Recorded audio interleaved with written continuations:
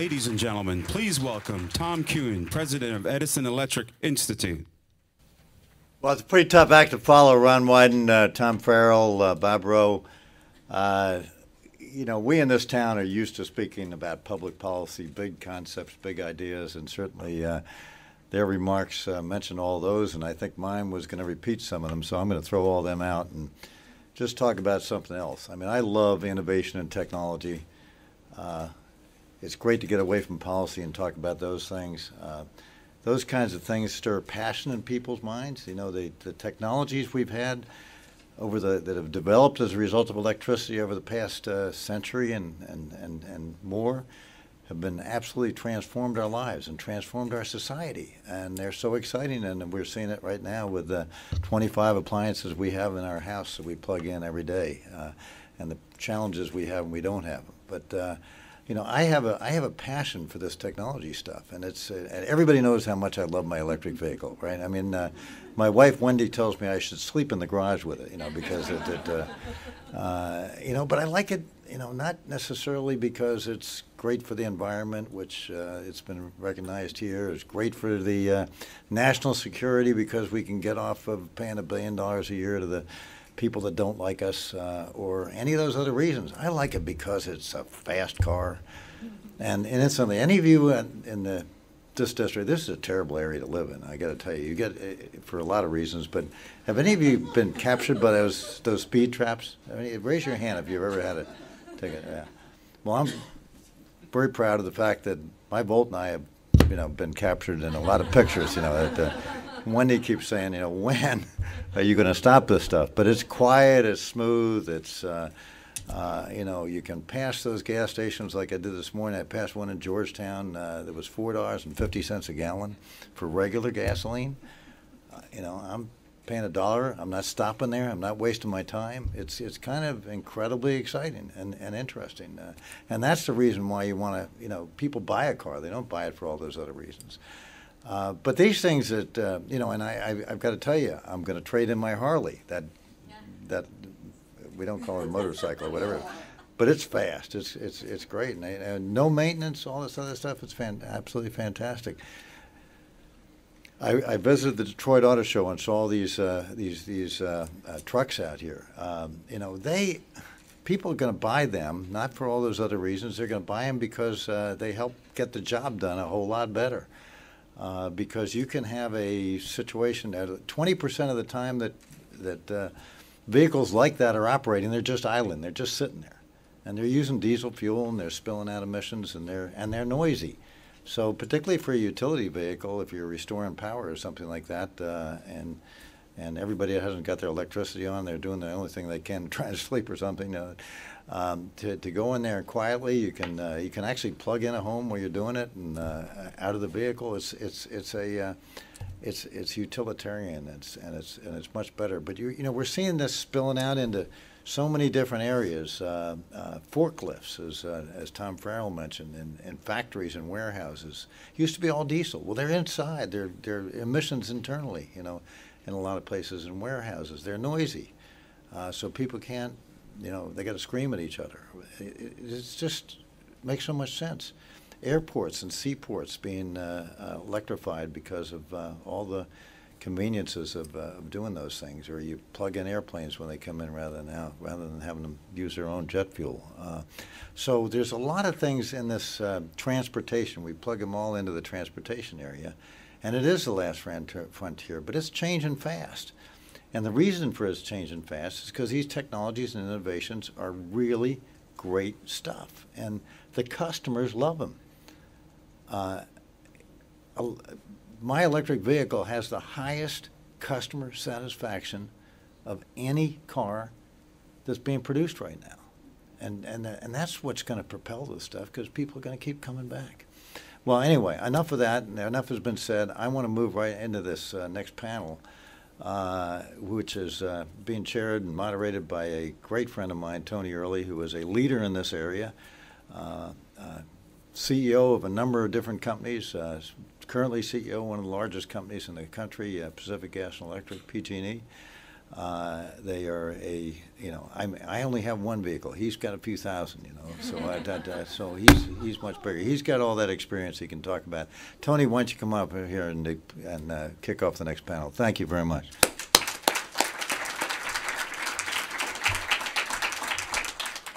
Well, thanks, Tom. I hope you're as excited as I am to hear this next panel, because the topic of electric vehicles is one that just fascinates me, and it fascinates me from a number of perspectives. First, as someone who sits on the board at Ford Motor Company, I know what great technologies these are, whether you're talking about hybrids, plug-in hybrids, all-electric vehicles. They are great products, as Tom was saying. And the other thing that's been changing is they're becoming part of the business model of the autos. They're not just specialty products. They are part and parcel of their strategy for the future. The second perspective is as a purchaser of these vehicles. I'm a large-scale purchaser at work. PG&E has over 2,000 electric vehicles, whether they're hybrids, plug-in hybrids, pure electrics, and over 1,000 of those vehicles are pure electrics, either on or off-road vehicles. I'm also personally a purchaser. I just took delivery of a Ford C-Max Energy plug-in hybrid last week. I can't wait to fly home tonight and take it for a spin around San Francisco. But also as the CEO of a California utility, I appreciate what it does for the environment and the benefits that these products have for our customers. And it probably wouldn't surprise you that our service territory in California was among the initial target for electric vehicles. In particular, the Bay Area has some of the highest penetrations of hybrids and electric vehicles, and we expect that to continue. So that as a company, we're preparing for this wave of next generation of electric vehicles by monitoring and managing the impacts these vehicles are going to have on the existing infrastructure. This involves monitoring and maybe upgrading some of our local circuits, because if you put a couple of these vehicles in a neighborhood all charging at the same time, they're going to stress the existing infrastructure, so we have to work on that. It involves things like developing ways to encourage off-peak charging. Though I will tell you, one of the unexpected consequences we've seen of these huge solar farms that are being installed in California is we may be encouraging midday charging because the solar arrays peak midday. So we're having to think about different ways to approach this problem. The key point is that these new sustainable technologies like EVs are going to force utilities like ourselves to evolve our infrastructure and evolve how we're going to support the technologies. That's why we work with EEI, IEE, EPRI, and a whole bunch of other people to ensure the success of electric drive technologies, because we believe it is the wave of the future. And it's going to become even more important as we think out of the box and look at transportation applications not only on our roads, but in everything that basically moves. Can we use electric transportation? Tom Farrell mentioned the first one of these events 2 years ago. I've been privileged to speak at all three of the events. And what's remarkable is the difference that he pointed out, that 2 years ago, there were only a couple of specialty vehicles. Today, every single auto manufacturer is producing multiple types of electric vehicles of different flavors, different designs.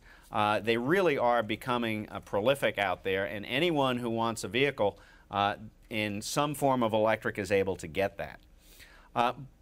But the real breakthrough that's coming is thinking about what else can we use electrified vehicles for outside your traditional approach of just consumer vehicles. And so I just want to mention a couple of examples to whet your appetite before we bring the panel up here. At PG&E, one of the breakthroughs that we've had is hybrid electric bucket trucks. Now, these are standard diesel-driven bucket trucks, but the hydraulic motors are driven by electric motors. So when you get to a job site, you shut off the diesel, and the crews then can work. The crews love them. In fact, they get to the yard early enough in the morning so they get one of these electric ones rather than the old-fashioned ones. because they find they're safer. Anyone who's ever been out on a job site knows that the crews are always trying to yell over the noise of the diesel to the guy down on the ground to tell him what to do. They're customer friendly. The customers don't like that diesel truck sitting outside their house idling all day. Of course, they're environmentally friendly.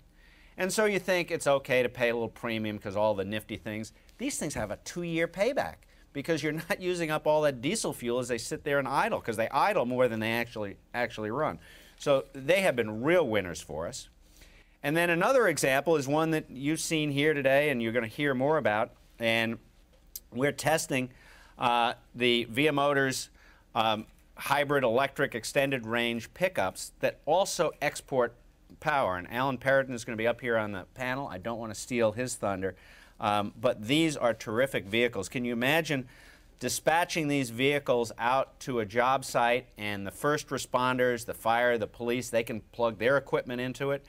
You may even be able to then plug the house into it so that they immediately get power back while you work on the system. These are going to be real game changers for us. So technologies like these are not only environmentally friendly, but you can see it's part of a customer strategy that's going to evolve in our industry. And they're just some of the examples of what we're thinking about. You know, every time I see a piece of equipment that's got a diesel or gasoline engine in it, I always ask myself, so what would it take to electrify this thing? And so that's what we're going to talk about on our panel today. So let me invite our panel up here, and we'll introduce them and get started.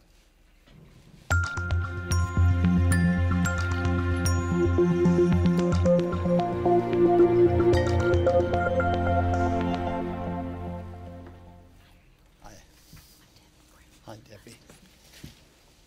So our panelists today are Alan Perriton, who's the President and COO of VIA Motors, Dale Bryk, who is the Director of Energy and Transportation panel at NRDC at the far end, and in the middle is Debbie Korenek, who is the Division Vice President at CenterPoint Energy. And I'm going to jump right into to the questions, and I'll start, Alan, with you. You know, VIA Motors has a very interesting business model for its vehicles.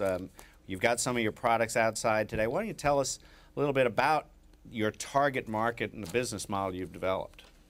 Thank you, Tony. And let me start off by referencing that we at VIA Motors have had what could be considered and described as a perfect partnering relationship with PG&E.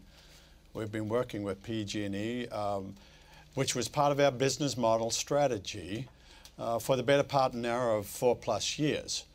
And our business model looked at, originally when we started as a company, we were designing and developing power components, and evolved that into, now how do we get into, rather than licensing the technology of developed designed components, what can we do to get into the auto sector? And hence we looked at the marketplace requirement now, where you say, which is the vehicle sector that effectively consumes most of the fossil fuel that is used by the country? And so where do we make an entry where you don't have to come up against the major OEMs like the Fords and the Chryslers, the General Motors, the Toyotas, because the price of entry into the auto market is pretty dramatic. So we said, if you look at the marketplace, 50% of the light-duty vehicles, which is the full-size pickup, which is the SUVs that are off the similar platform, and the full-size vans, nobody is going into that sector with the OEMs to electrify those vehicles. Oh, incidentally, that class of vehicle represents something like 60% of all of the fuel that is consumed in the auto industry. So we said that probably is a good target market to go after. Then our business model said, who are the first responders or the first innovators that you'd want to have using those vehicles? Logically, we looked at the utilities, the telecoms, the major fleet users, as opposed to the retail consumer. So then, in working with companies like yourselves, we did the developmental work, and we said, all right, this is an organization or a group of companies that will understand full cycle costs. and they have a high motivation to reduce the costs. Fuel, and I know in the case of your own company, PG&E, your bill converting your 3,500 or so pickups to an electrified extended range will basically drop your fuel costs from about $12 to $2 million per year. That's a huge motivator. And so we looked at the fleets to say that would be a logical customer base for us to go off before we then morph into transition into the retail consumer market. But how do you come up with the idea of exporting power? I mean, I think that's really a brilliant addition to the mix. Well, we had, you know, at this, Tom here, Tom Kuhn mentioned that he was at the Detroit Auto Show here that we had in January, and we were there with our vehicles. And we had the good fortune and opportunity to invite Mr. Thomas Edison back. And in fact, 100 years ago, and Tom was there with Bob Lutz, who's an icon in the auto industry and a member of our board, and took a drive in our vehicles. And here we have Mr. Edison up on stage with us. Okay, he's holographic, but all right. He and Bob Lutz, one of the questions that Mr. Edison asked Bob Lutz is, it's been 100 years since I invented an electric car, and he has it there, right? We've been using electricity in cars 100 years ago. What have you done, Bob, in this last 100 years? Well, we've been a little slow on the uptake, Tom, but we're finally getting there. And let me tell you about an additional innovation. Not only are we ready now to flood the marketplace with electrified vehicles, but we've got this principle of export power. And export power is a function of how do you, in fact, take a vehicle that is no longer just transportation, but in fact is a mobile power plant. And we can save communities that are under disaster relief. We can save opportunities for where a contractor needs to have a plug into the grid and he doesn't have it right there. We can have families that are going up into the mountains with their truck, and the kids want to plug in their iPhone, or mom wants to dry her hair after she's been out swimming and can put in her hair blower dryer into it. That was the kind of thing, but mostly it was generated by the fact that there is a huge opportunity for people that need mobile power when they cannot plug into the grid. The other dynamic of it is, one of the things that the electrical industry has tried to figure out for decades is how to store power. And so if you look at the marketplace, there's 250 to 300 million vehicles on the road in the United States right now. If you just take 10% of that and they become electric vehicles, whether they're full electric or whether they are hybrid, and now you've got the ability to store power in the batteries of those vehicles. And incidentally, if they're not using the power in non-peak hours, they can plug it back in and sell the power back to the grid. So a lot of good motivation for that export. So I could go on asking you questions about this forever. I want to move to the other panelists, but and I'm not very excited about this incident.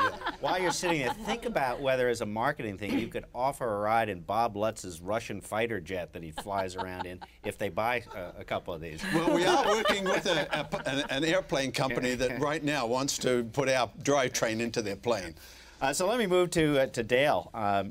You know, in the past couple of weeks, we've seen some coverage in the Wall Street Journal and elsewhere about the environmental impacts of electric vehicles, and I know NRDC is very engaged in trying to understand the environmental consequences of EVs. So would you share with us the NRDC's thoughts on electric vehicles? Absolutely, thanks.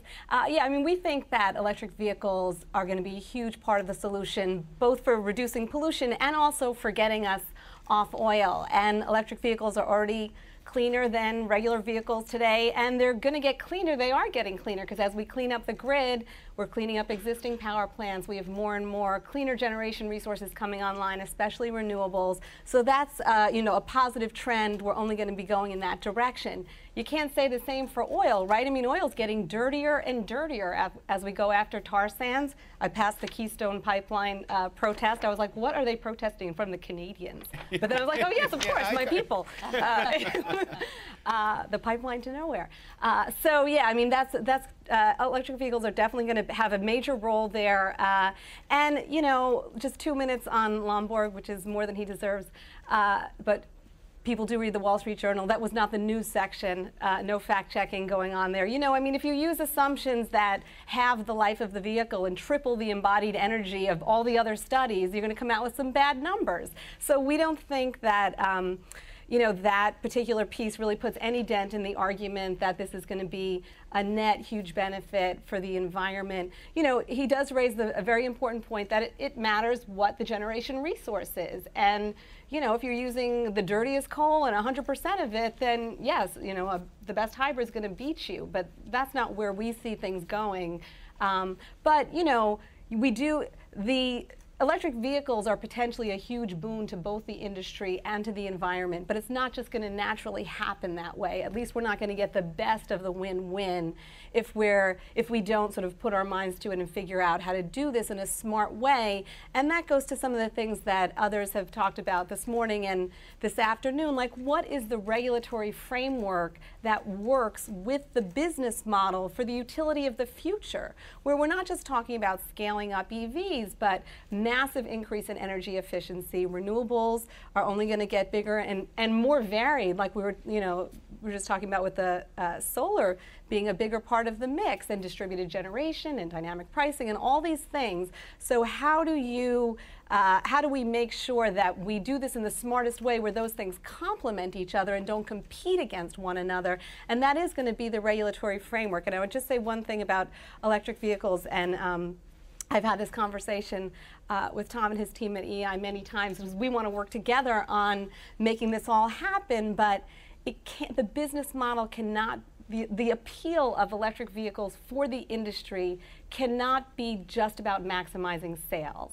It has to be about how do we reward the industry for delivering all those valuable resources to customers on a performance basis, for delivering energy services to customers at least cost with the least environmental impact. And we know we can do that. We've done that in lots of places, and your company's a leader for figuring out how to do that. Now it's a broader market that we want to look at, but I think I want to make sure that that goal is still what we're all working for together as we go down this road. Have you thought about how the market is going to develop over the next decade? Is it going to be something fast, slow? Is it purely driven by the environment?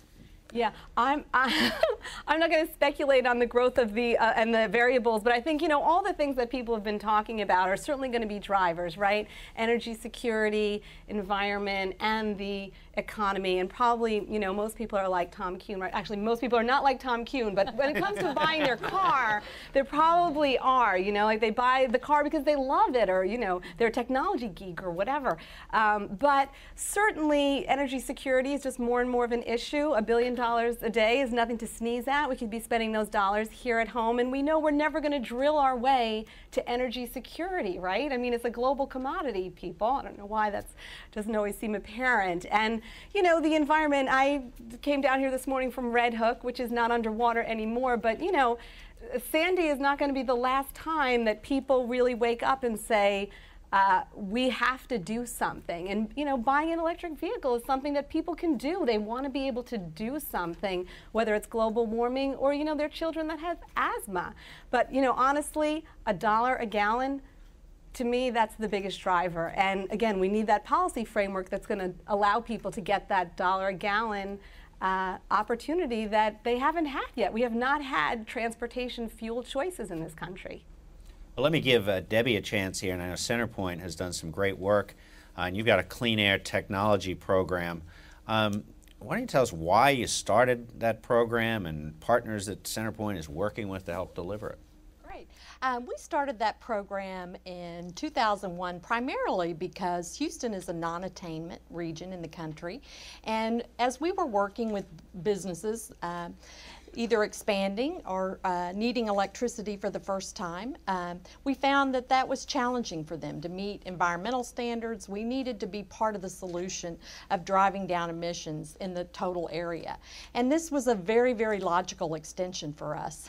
We don't necessarily sell electricity in our market. We are in a deregulated market, so we deliver electricity on behalf of about 100 retail electric providers. So it put us in a very good role as kind of the educator and facilitator. Most of our activity there has been a B2B activity, working with businesses, expansions, port authorities. The workhorses of our program have been electric forklifts, compression stations, electric cranes, and certainly at the launch of electric vehicles, this new generation of electric vehicles, that's also part of our program. But what I wanted to focus on is kind of these off-road activities today. And we had a partner that we've worked with ever since this program has begun, ICF International, who's one of our sponsors here today. And they helped us develop a potential study. What were the right technologies? Who were the right customers? Where do we start? What should our priorities be? Which kind of launched us in our first marketing activities with customers. And the workhorse has kind of been that forklift program. And think about an electric forklift replacing diesel and propane. A lot of those forklifts are in inside areas, so you've got noise, you've got fumes. Had a very, very successful market potential there. And ICF not only helped us identify the technologies, we've kind of evolved that partnership to where they actually execute that program for us. We have a partnership, a unique contract with them, where we're kind of paying for performance. So the more they convert, the better off they are with us.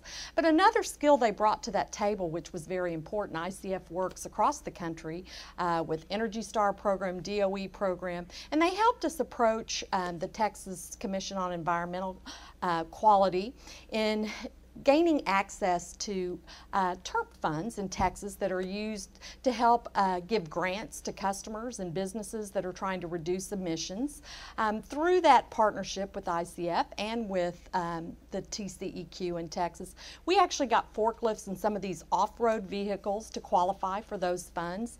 Since our program's beginning, we've gotten about $4.5 million in grants for those customers, and it's made a huge difference as we have expanded into other areas.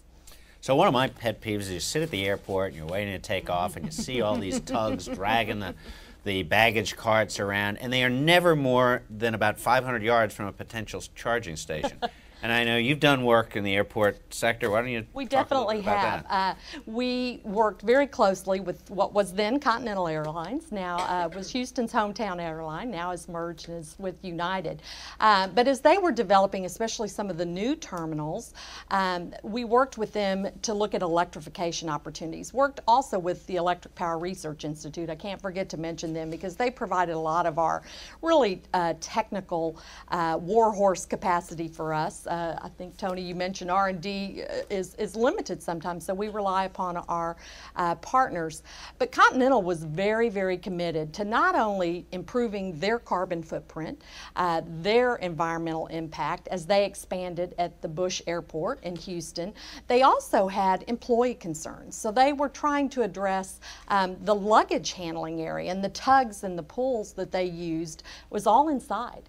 And so employees complained about the noise, the fumes, the safety aspects, hearing each other, that type of thing. And Continental had a very unique way of looking at new technology. They kind of had a ground-up approach where they had management, they had the people that are in their logistics and procurement area, and the people on the ground actually operating the equipment. And they have a unique collaborative that as they bring new technology, they actually go through this process of vetting it through those three groups of employees. And so they really got excited about electrification. And one of the best tests they ever did, they have this very steep tunnel they come out of to pull that baggage as it comes from the airport where you check in out to the gate areas. And if it could make that ramp, that was their big test. And those electric tugs really handled that well. And when the employees saw that, very similar to what Tony said, they line up and who gets the electric.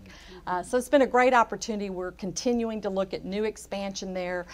Southwest Airlines is expanding at Hobby Airport, International Terminal. We're going to look at electrification opportunities there as well.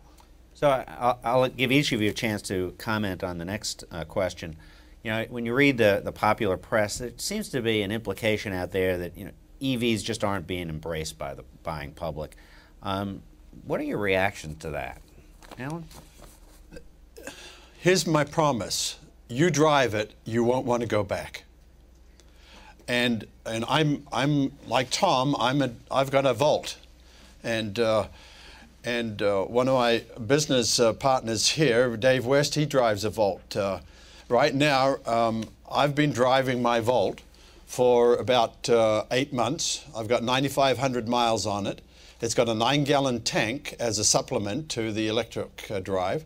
I've been to the gas station 4 times in 9 months. That's 36 gallons, or less than, because it started with a full tank.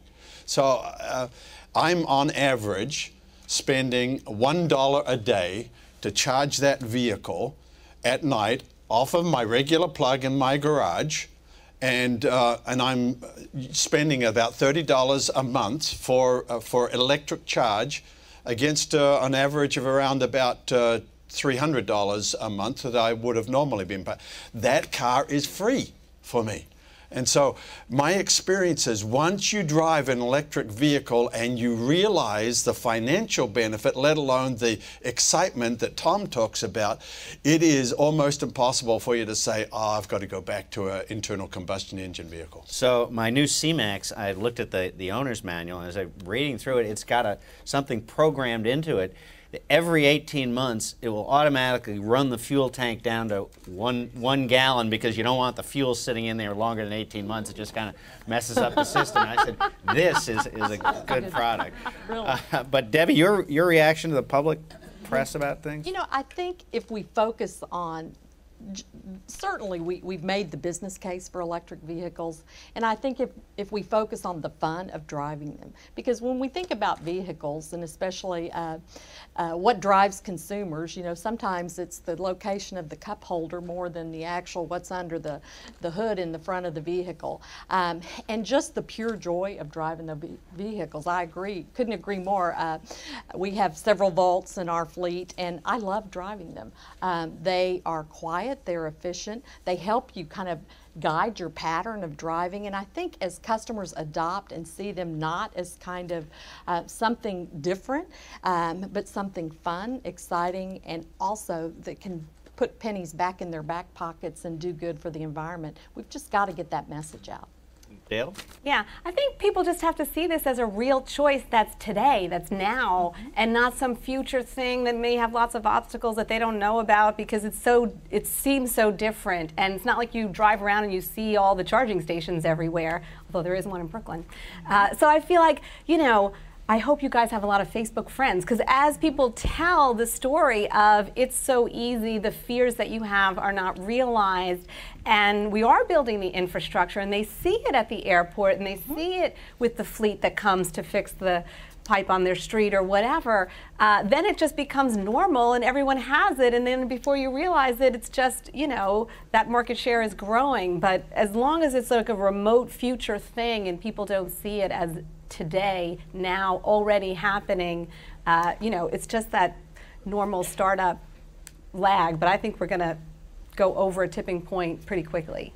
One of the things that I find is when you drive one of these vehicles, there's a lot of interest in them, and people will come up and talk to you. When I was at DT Energy in Detroit, I was actually testing out a Ford Escape plug-in. It was this was a test vehicle, and I drove it about 240, 250 miles to a conference that I was supposed to be speaking at, and I wanted to demonstrate the fact that, you know, it was an electric hybrid, but I'd run the battery down to minimum, so I needed to charge it overnight. I pulled up in front of the motel, and I convinced the desk clerk to allow me to run an extension cord in and plug it in the lobby.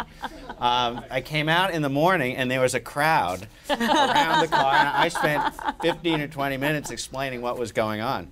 Though the other observation someone had was, Well, would you have had the same positive reception if you decided to siphon gasoline from the car next to you? That's something. That's something we'll have There to. may have been a few flashing lights. Yeah, that's right. So, Alan, talk a little bit more about the capabilities of your vehicles to supply power. Is this, can you export power for 10 minutes, 20 minutes, 20 hours? I mean, what kind of capabilities are you going to have? Virtually, you can export power as long as you want. You do have a limited capacity in the onboard battery. And in the truck that you've seen outside there, it's got a 22.5 kilowatt hour battery in it. And that'll give you about 40 miles of range. But if you're using it specifically for export power, you can park the vehicle and have it there and just export off of the battery charge. When the battery charge is used up, then the controller on board says, I'm now down to state of charge of such and such. Turn the engine on to drive the generator to push electricity into the battery. So you've now got a tank of gas which continually generates. Its only purpose is to function as a generator. So if you can park it at your house, and if your house has gone down because the grid is out of power because your grid is down, then you can effectively power your house and half a dozen of your neighbors, and you just keep putting gasoline into the gas tank portion of the vehicle. So technically you can continuously generate exportable power, whether it's 110 or 220 volts, for as long as you need to. And do you think there are applications beyond the utility industry? Clearly, we have a huge interest, and there's so many ways you can use it. I think once we get it in the hands of our crews, they're going to be creative and figure out how to improve our customers' experience. But where else, as you look ahead, are you trying to market these? Take contractors, building contractors, anybody that needs power and they don't have an ability to plug into the grid. And that's all over the country, whether it's remote areas or whether it's in suburban areas where power has gone down. You name the applications for electric usage, and the truck fills 100% of those capabilities. So to me, there's no limitation on the application. You've got an arc welder, you want to plug into your 220 outlet, fine. If you've got a skill saw that takes 110, fine. You've got that mobile power sitting right there at your fingertips. And incidentally, part of the innovation of the vehicle is that we have effectively an iPad that's built into the console that is mobile. And effectively you can take it out and move away from the vehicle and operate the vehicle independent of being at the vehicle. So just another innovation where you can remote source operate the vehicle and all of the power that's on it. Great. So we build this panel as one that's going to think in out-of-the-box ways to use electrification. And Debbie, getting back to you, I know you've also done some work with seaports and ports. And what kinds of applications, what drives those changes, and how successful has that been? It's been very successful. We've worked with the Port of Houston. They did a major expansion, which had the first terminal open in 2007. And port electrification has several components. Primarily, though, they move cargo. They move cargo from ships to other transport modes to get it to markets. And so one of the easy wins was the big cranes that they use, the ship-to-shore cranes. And that was kind of some of the first projects that we did with them. But as they were working on their expansion plans for their Bayport facility, they really wanted that to be their premier green terminal. They were not only working in terms of the power and energy they consume, but the wetlands impact. They really wanted it to be a premier location in terms of its impact to the environment. And so electrification became a part of their planning. And we not only provided electrification opportunities for the cranes, for some of the the cargo handling once it gets off the ship, something as simple as a fleet of plug-in hybrids that they're using.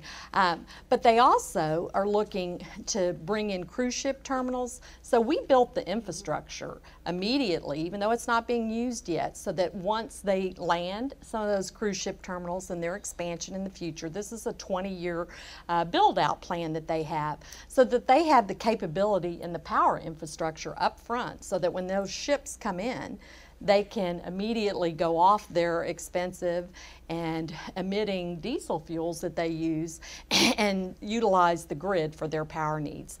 So it's not just looking at the day in and day out, but looking to the future. A lot of those opportunities have much greater paybacks if you do them from the beginning. And so that's what they were thinking, and that we're trying to provide assistance, working with EPRI again. We're doing a potential study looking at some of the technologies that are being used in Long Beach, the larger cranes that are on these handle even larger stacks of cargo that are more efficient and faster. And so we think there's great potential there, not just for the Port of Houston, but for some of the smaller ports in our area. Great, and in talking to those folks, the savings that they're seeing, are they substantial? They are receiving not only savings, primarily the energy savings makes their business case, but again, it's the employee impacts they have, less noise, higher safety because they can hear.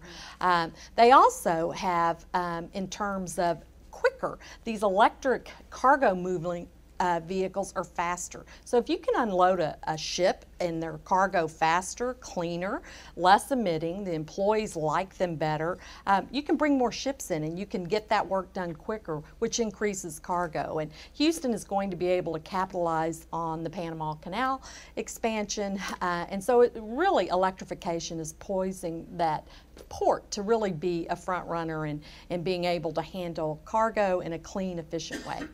Dale, at NRDC, have you thought about, applications you'd like our industry to target because environmentally they're a challenge and we ought to be focusing on? Yeah. Well, these are, I'm just thinking as you're talking, I'm bringing you home with me to Brooklyn because I live at the water's edge, as I've said, and there's American Stevedoring is there unloading the trucks, and there's a little kid's playground right across the street from this, not to mention all the workers, and the cruise ship terminal is right next door. And these things are struggles because you are asking people to change out infrastructure. They have to make an investment, but the benefits, the paybacks, and all the other benefits. So I mean, just getting in front of these people, the experience where it's working, so that people are telling a real story of what's really happening, and it's not an imaginary projection on paper that they just don't have the same confidence in, especially if it's coming from me, which is why I'm bringing you. Yeah, so I mean, you raise a good point, though. The barriers to what seems like a no-brainer, and how do we get past some of those barriers? Any ideas? Yeah. I mean, it's the same. This is like the story of my life. The whole, most of my work has been on the energy efficiency side, with buildings and appliances, and that's the cheapest option. It's the cheapest for customers. It's the cheapest energy resource for utilities. We don't make that investment. Why? Market barriers. And sometimes it's a market barrier like I'm not used to those choices, or I don't know what those choices are, or I'm not the person who's making that decision. I'm making the operating cost decision, not the capital investment decision, on those basic things that people know in their industry from other, portions of it. And sometimes it's because there's a competitor who does not want you to succeed, and who is, very good at, getting Danish scientists to come up and say, throw a whole bunch of mud on your plan there. So, part of it is really mapping out the whole chess game and really knowing who the players are and what their motivation is, and making that transparent, and then finding the places where you can really demonstrate that these things work, and then bringing that demonstration, to the next place and the next place, and then you give the lie to the opponents who, want to throw up the obstacles, but at some point the facts do win. So I think this is an area where we have a great story to tell and great facts, and we just need to get those facts out there. And I actually don't think the barriers are as bad as they are in some other places, but they're still formidable. Yeah, because there are a lot of people where upfront costs are really important, and this is more in the car markets. I know from experience, my 32-year-old son, he and his wife have 2 kids, and they're out looking, and I kept pushing them to look for an electric vehicle. You know, and they took out their paper and pencil and were running the numbers, and the cost of electric vehicles are higher than a standard vehicle. Are there things that we can do that will start to bring those costs down? I know at Ford, rough numbers, you know, a battery for a gasoline engine might cost you $100 or $200. For a regular hybrid, you're, you know, a couple of, maybe $1,000 or $2,000. A plug-in hybrid, you're at $8,000, and a full electric, you're at $15,000 for the battery itself. Alan, any ideas of what kinds of things could we do that will effectively reduce the cost of batteries? Well, let's use the battery as a pure example. The battery, your numbers are right on, Tony. It is the single most cost prohibitive component that you put into the vehicle when you make the modifications. Now, the battery industry, when we first started, approximately 4 or 5 years ago when Volt first came out, the kilowatt hour cost on the battery was in the around about $1,400–1,500 per kilowatt hour. That number is now marching down to the $700 per kilowatt hour, and in about 2 years to 3 years we should see it below $500 per kilowatt hour. Some of that is a function of volume production. And when you're in low mode startup of a brand new industry, a brand new technology, a brand new manufacturing process, your startup costs are heavy, and it'll come down. The cost curve will reduce. Same thing on all of the other power electronic components that go, whether it's a DC-DC converter, whether it's a charger, whether it's an HMI export panel. But then part of the reason why you would go, in our case, after those early adopters, which are the fleet users, they understand that export power principle. And in your case, for example, you've got a lot of your vehicles that are hauling behind them generators. On average, you'll pay about $700 to $1,000 per kilowatt hour for a generator. And if you're hauling a 50 kilowatt hour generator, you're spending $30,000+. That there gets you into the idea of saying, I don't have to spend $30,000 on a generator. The truck pays for itself in that. So the cost curve is going to come down as the volume expands and we get the supplier industry being able to amortize their capital costs, their tooling bills, etc., over a larger volume.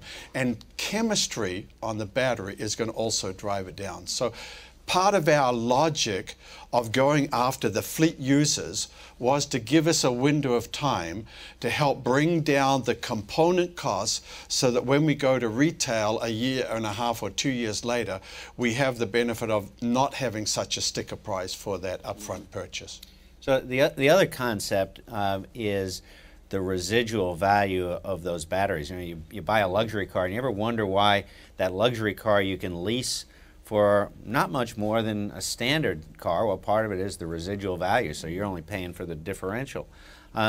Debbie, is your company focused on, are there ways to use these electric vehicle batteries in some way that might effectively reduce the cost because it's got value? You know, I think that is the key component, is that development of that residual market and what that looks like that would add value as these customers are looking at the economic business cases of whether it's vehicles or whether it's cargo handling equipment. I think that's a critical need for development to kind of continue to make the right decisions. I also think that's a new market opportunity, so that also creates jobs and opportunities for us in terms of the residual. And I think with the forklift market and a little more mature, we're seeing that. We're seeing that battery go to market after the end of the life, and that's certainly helped in our business cases, because between the incentives they get from the state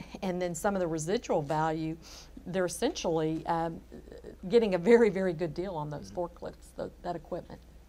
So Dale, let me go to a sensitive issue as our industry pushes more electrification from a number of environmental groups, and this is not NRDC, but a number of your colleagues in that space, the reaction is, well, we don't want to generate more electricity. I mean, we've had, 30 years of energy efficiency and use less. You don't want to sell more product. But if you start electrifying large parts of the transportation market, you're going to use more electricity. How should we work through that issue? Right, right. Well, I mean, everyone wants to drive, everyone wants lights, and we got to get our power from somewhere. So what are your choices, and what are you comparing this to? So if you're saying, electrify transportation sector, or what are your other choices? Certainly it's better than oil. I think that's clear from an environmental perspective.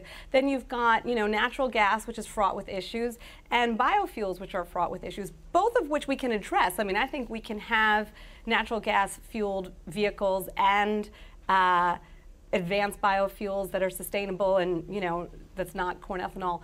But, there's a lot of work to do there too. So, to me, the easiest road is electric, because we know what clean electricity looks like. We know how to get there, and we're already on our way there. And there are also so many ways where where these things complement each other. Where you're using super off-peak power for charging the vehicles at night, and you're not building new resources. And as long as we have, this is why I think the policy framework that we employ is going to be determinative as to how big of a win-win it is to minimize the cost and maximize the environmental benefit of expanding the electricity resource to support the transportation sector, because there's a huge amount of value that we're not getting out of our existing system, and then we are on the road to improving this system. So, I actually think that's the again, not that it's not formidable, but that's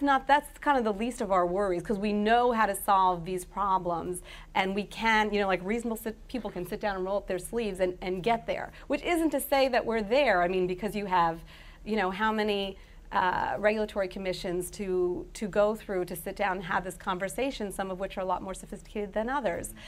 Same thing, the industry is all over the place, where the utilities are in terms of the interest in really having a different business model and saying, I want to embrace and be in the head of the game for the 21st century utility. I want to be delivering all these benefits to my customers, as opposed to, I really want what I've had the last 100 years, and I just want to do more of that. That is not going to fly, and then you are going to have all those conflicts. But I see a lot of really interesting conversations right over here, and that's certainly where we're going to be. So as we work on changing our business models, are there policy things that we need to focus on, Alan, as you put together your model for your business? And it's always a challenge in trying to start up a new business segment. Are there some policy things you'd like to see worked on as well as just developing your product? Well, yes. In fact, the $7,500 federal tax credit that is available for alternative propulsion or electrified vehicles was in fact precipitated by VIA several years ago, with then a relatively unknown senator by the name of Barack Obama, in combination with Senator Hatch out of Utah, who put forth the legislation that that resulted in this $7,500 tax credit. Subsequent to that, now we have various states that will allow for tax credits as well at the state level, California being the most prominent of which, that adds approximately another $12,000 of credits in there. Is that going to be there perennially? No. By that time, we should be able to bring the cost curve down where it is not as expensive at the retail level to purchase. But there are other benefits that can happen at the state level. In California again, in Utah where I'm resident, and in a few other states, you can in fact, if you're an electric vehicle, drive in the diamond lane. Now you will, for those of you who are familiar with and follow the SARS numbers and the results of electrified vehicles or hybrid sales, when California allowed for the electric vehicles to drive in the diamond lane, Volt sales quintupled in the state of California. I have discovered that that is a very real benefit. You try and get from San Francisco to a meeting in Palo Alto in the morning, and you better be in that diamond lane or you're going to be late. So we're getting near the end of our hour, and I'll give each one of the panelists an opportunity to either tell me what I didn't ask that I should have asked, or just kind of wrap up any final observations. So Dale, let's start with you. Yeah, no, I think this was a great conversation. Thanks, you asked great questions. I would just, on the policies to drive us in the right direction. I mean, there are some that are just specific to electric vehicles, like obviously time of use we've talked about, but there are others around metering, cost allocation, and just educating people, which is another way of sort of, getting them to be customers. But I don't want to lose sight of the bigger framework around, the incentive structure for utilities to make this work for their customers, along with all of those other things, energy efficiency and renewables and distributed generation. So you have to have decoupling and performance incentives. So, the earnings opportunity has to be tied to performance. Why would you tie it to anything else? So I think that's the biggest takeaway for me. Okay, great. Debbie? Well, I think for us it's just continuing to see things work. I think that's what's really important in a B2B market, business market. They definitely, customers want to see a working situation. They want to see success stories. And I think as an industry, that's what we need to do. We need to get out there and tell the story, whether it's the Volt drivers or whether it's the cranes at the ports or the forklift at a Walmart distribution center. We need to work hand in hand to make sure they know what those options are, what those business cases look like, so that this isn't fantasy for them. It's real business decisions that help the environment, help all of the parties and stakeholders, and I think that's part of our story that we're trying to get out there is really have customers tell each other why this is good for them as a business, for their communities, and to ensure that they have job expansion and opportunity. Alan? Yeah, let me just answer the question with a question. How many of you have a smartphone? Raise your hands. Virtually everybody. Now, how long has the smartphone been around? 10 years. All right, and here we are, virtually 100% adoption of the smartphone and its technology. And this is no longer just a voice-to-voice exchange, a commodity. It has a whole lot of life experience capabilities into it. And I trigger off of both of your comments. For me, it is the early adopter stage for electrification of vehicles and usage. And you as an audience here, as a group of sophisticated individuals, need to try it. And it's word of mouth that sells a brand and its product, because of the excitement that comes from it, because of the advantages that come from it. And if you go out and just test drive an electric vehicle, whether it's a hybrid or whether it's pure electric, whether it's extended range, and just experience it, that in itself will be part of the game change that to use your term, Tony, the game changing that we'll have in the automotive industry of switch away from internal combustion, fossil fuel burning vehicles to those that are friendly to the environment, reduce the carbon footprint, and are effectively a good business decision. So let me add to that last idea and challenge all of you. At some point, you're going to go out and look for a new vehicle. Make sure you look at one of these electric vehicles, whether it's an all-electric or whether it's a plug-in or a hybrid. The products are great products, but we really do need people to understand. It's like picking the color of your car, or picking the interior that you want. You will have the option of whatever model car you happen to like, be able to get an electric version of that. And I think that is really going to help develop this. I know my chief of staff, young man, he and his wife are having their first child, so he's in the market for a larger car. I didn't threaten him with rating him low on judgment, but he did tell me about a week later he was over at the Ford showroom checking Fords out, so he does have good judgment. So let me ask you to thank the panel for a great conversation here today. Thank you all for joining us. And I think with that we're on a break.